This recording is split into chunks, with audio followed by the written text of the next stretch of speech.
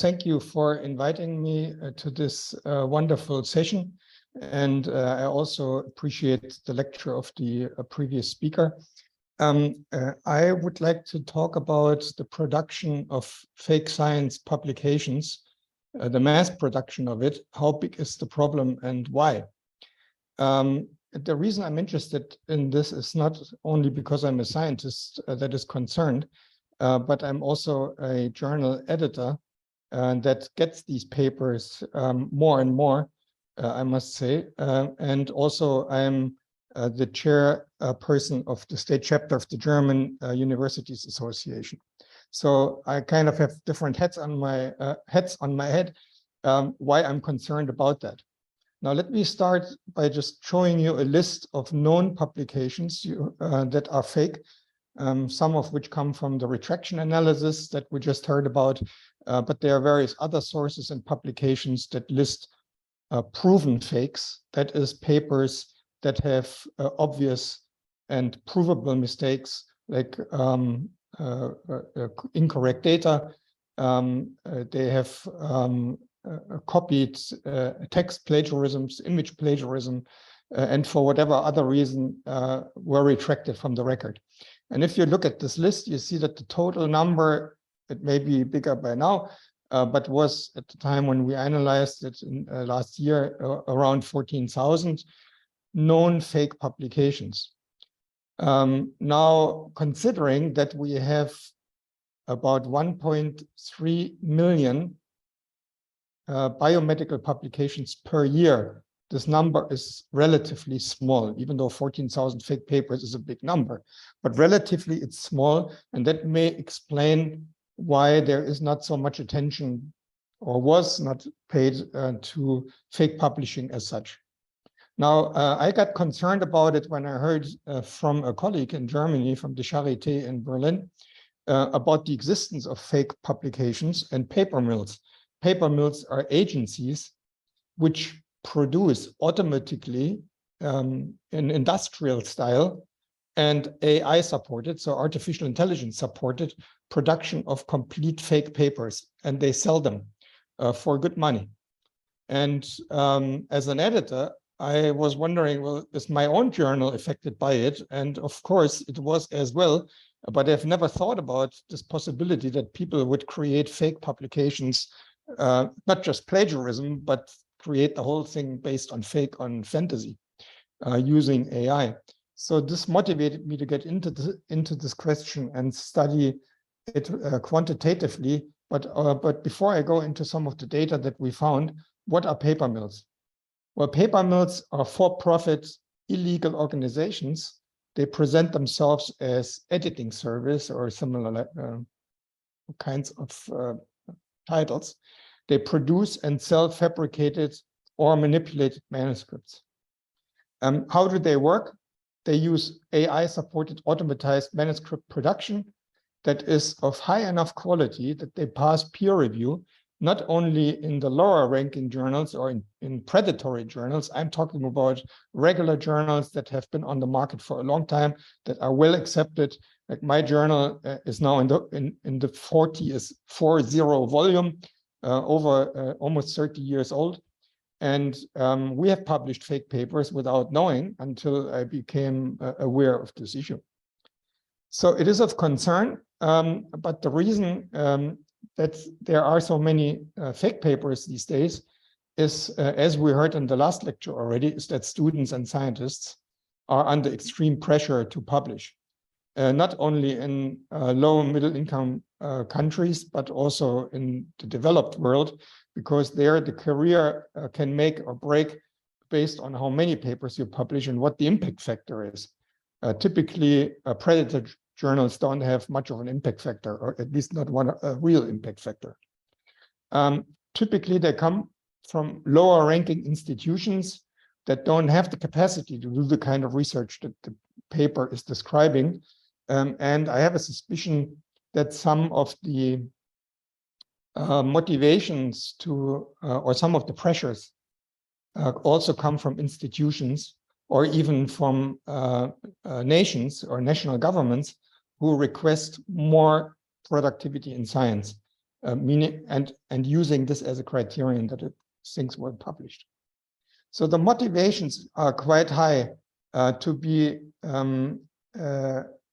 sort of lured into fake, because only in that way, especially in the medical field, where a lot of medical doctors are busy with patients, no time to do research, and not also maybe not the training, that they feel pressure to publish at whatever means is possible to get something done, like a promotion or even graduation. Students need to publish a certain number of papers before they even get the master's degree or the PhD or MD degree and so forth. So the pressure is high, and paying for the service by paying money to the paper mill is the fastest way out. So when you look at how paper mills catch their prey, that is scientists who are willing to pay, there are a lot of them, over 1,000 websites we identified, which offer writing help, ghostwriting or paper writing, paper editing, and they have all kinds of names for it. And here you can see a quote that kind of makes the point. Nowadays, competition is getting stronger, and more domestic graduate students need to publish SCI papers. Those that are published in the Science Citation Index. But many students facing graduation find this to be of great advantage to hire their services. Now, we have made an effort to try to estimate what the number of fake publications would be. And we used different criteria, especially those related to the email addresses, and also whether or not they have international partners or whether they're affiliated to hospitals, to estimate the number of fake. And the estimates I show you now are not the estimated fakes, but these are the estimated red flags. That is, papers that are worth to look at in more detail as an editor. It is not, these are not papers that are proven fake, but who are suspicious. Now, the number that we came up first with is pretty high. And you can see on the upper graph, at the gray bar is the number of papers that we consider non-fake or non-red flag. And the red ones are the ones that we consider red flagged, so suspicious. And with about 1.2 million publications in 2020 in the field of biomedicine, you see that the number is rather high. It goes into the 100,000 range, and the percentage being in the 20% range in medicine in general. Of course, the actual value depends very much on which criterion you use. If you use a stricter criterion, you will have less. If you're more liberal, you use more. So this is sort of the upper limit. It won't be, I would expect not to be higher than that. It could be lower than that. Certainly the upper limit of true fake, but the true fake rate we didn't determine. In neuroscience, interestingly enough, our initial analysis showed that there is even a greater number of red flag papers. And the reason of that may be that in neuroscience, there are more basic science studies, and they are more easy to fake than a clinical trial. There you really have to have pretty good knowledge, and you can't just copy paste it easily and make sense or convince a reviewer that the paper is a real paper. So we found that that this has tremendously increased over the years. We have only gone back to 2010, but I think it started way before that. But interestingly, there is institutional pressure that is reported in the literature that both China and Russia instituted in 2012 when they decided they wanted to be on the same level as the United States in terms of scientific output. Yeah. So this being said, let's look at the distribution among the different countries identified by us to publish potential fake papers. You can see in the pie chart that China is leading by 55.8%.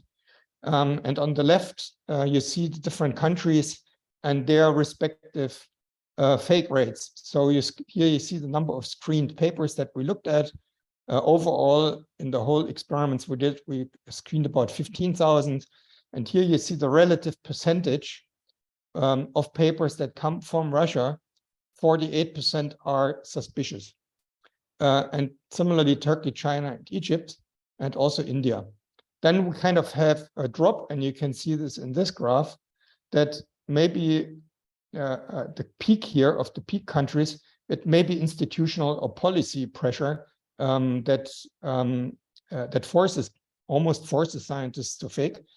And there's a set of countries, and here you find the low and middle income countries or the emerging countries. Some are already established, of course. And I would estimate this to be career driven by individuals that feel they want to advance in the field by using these services.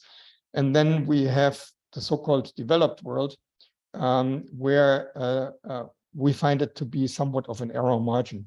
So the figure is not just 14,000 in many, many years, but we think that it's more like 100,000 per year that is published in the scientific literature of journals, probably most journals of which are in the science listed by the Science Citation Index. So what does the business model look like? Maybe the line, follow the money. And if you follow the money, you understand the process more easily. So when a scientist orders fake publications, there are various schemes. It could be a really easy one, like fix my experiments and maybe do the ghostwriting for me and make sure it gets published, which is the cheapest version, all the way up to data falsification, third-party review falsification, plus ghostwriting, plus publishing.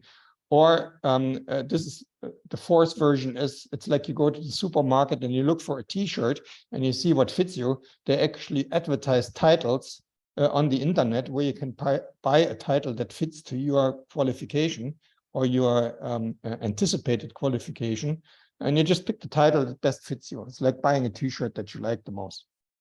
Now, what are the costs when you buy this service? The price tag for fake publication depends on the impact factor and the service you're asking. If you're asking for the simple version, which is the academic assistance of scientific consulting, and you have an impact factor of a low range, then the cost would be maybe €1,000, and the agency just helps you submit it in some way, maybe with some ghost reviewers. It gets a bit more expensive when you ask them to do much more of a job, like writing the paper, submitting it, and publishing it, or when you're asked to do an experiment. If you asked the agency to run an experiment, quote unquote, it's really a fake experiment. They're just producing the data on the computer screen, plus writing, plus submission, all the way to publication. And it gets most expensive if you aim for impact factors above 2.5. My journal has about almost 3, impact factor 3. So we're getting a lot of these papers. And I can tell you that within 5 seconds, I see already if it's a fake paper, a potential fake paper or not, without having to prove it. As an editor, I can reject it if I don't trust the paper. I am not in an obligation to prove the case to a lawyer or to a court. So if we use a rough calculation of, let's say, one paper on average among all the papers, so the average of all papers would cost you maybe €10,000, which is probably a relatively low and conservative estimate. Then the business revenue, given biomedical publishing of 1.3 million as of 2021, I think it is, and multiply that by 15% of papers being fake as an assumption or presumed fake, you would have 200,000 fake publications per year. If you extrapolate that to all of the sciences, and I mean chemistry, physics, even mathematics, philosophy, education, you name it, and you double that, that you then are faced with several hundred, maybe even 4,000 or more, who knows. of suspicious papers. The total revenue for the industry is then in the order of 6 billion, of course, always based on the assumptions that we're making. Maybe it's 2 billion, or maybe it's 10 billion, who knows? But it's much, much more than what people have thought about. And therefore, it is really of concern why we should look at this more closely. I want to give you a final sort of experience I had with the paper mill who approached me, tried to bribe me to work with them. And the work idea, the collaboration idea, I just read it to you. The paper mill writes me an email and says, we are a well-known academic support institution from Guangzhou, China, which has been established for 8 years. For reducing the publication time, this is their argument, we expect to cooperate with you in the future. What they mean is that we publish their papers. Cooperation mood. We cite the content of your journal in our articles, thus increasing the impact factor in 2022. They wrote this in 21. You shall help us shorten the publication time, and we pay you for it. If an article is successfully published, we will pay you for it at the price of impact factor multiplied by 1,000 US dollar. For example, impact factor 2.36, which my journal had back then, I would receive as an editor 2,300 USD for one article. Now imagine how rich I could get if I publish 100 articles of them in my journal. I could quit my job at the university and live on the Bahamas or in the Pacific Ocean. So it is quite seductive for editors to accept such offers. I know other editors have gotten similar offers. I don't know of any editor who has accepted. I also don't know how many editors got that. I would presume I am not the only one, or the 2 or 3 I know are not the only ones. So let's learn more about what the paper mills do. And I got this information by a quite interesting conversation with them via email, which I also followed up with a recorded Zoom meeting, where I asked a lot of questions to learn more about what they do and how they function. So they confirmed that they have published thousands of articles in the biomedical field, in different fields, and about 100 manuscripts they process every month. Now use the figures of their income that I mentioned before, and then you see how profitable it is. They have employees everywhere throughout the world, 300 freelancers, 100 full-time employees. They target, they have mostly native English-speaking supporters, scientists that may or may not know that they are supporting fake science, that help polish the manuscripts and prepare it for publication so it passes the review process.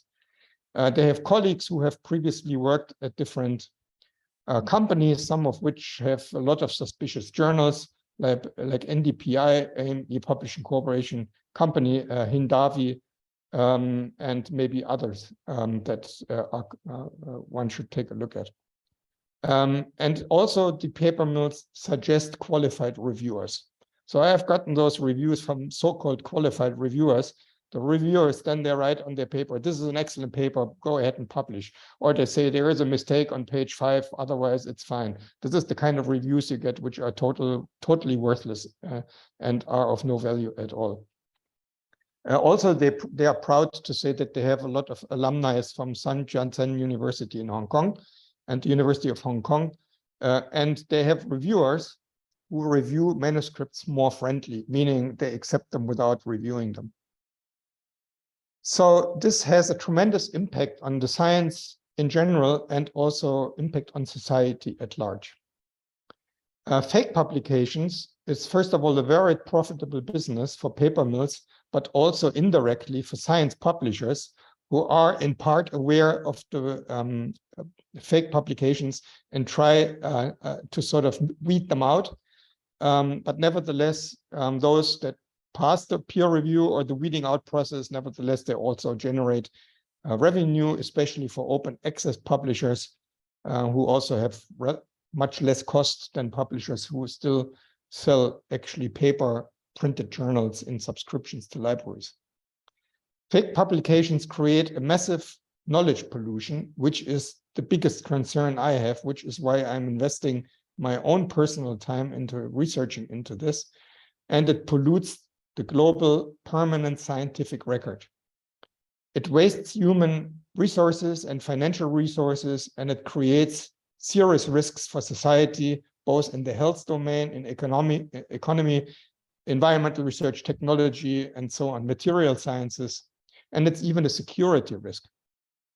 Let me give you one example of a young lady that walked up to me after I gave such a presentation as this one. And she says, oh, how do you do this? And at that time, I didn't disclose it.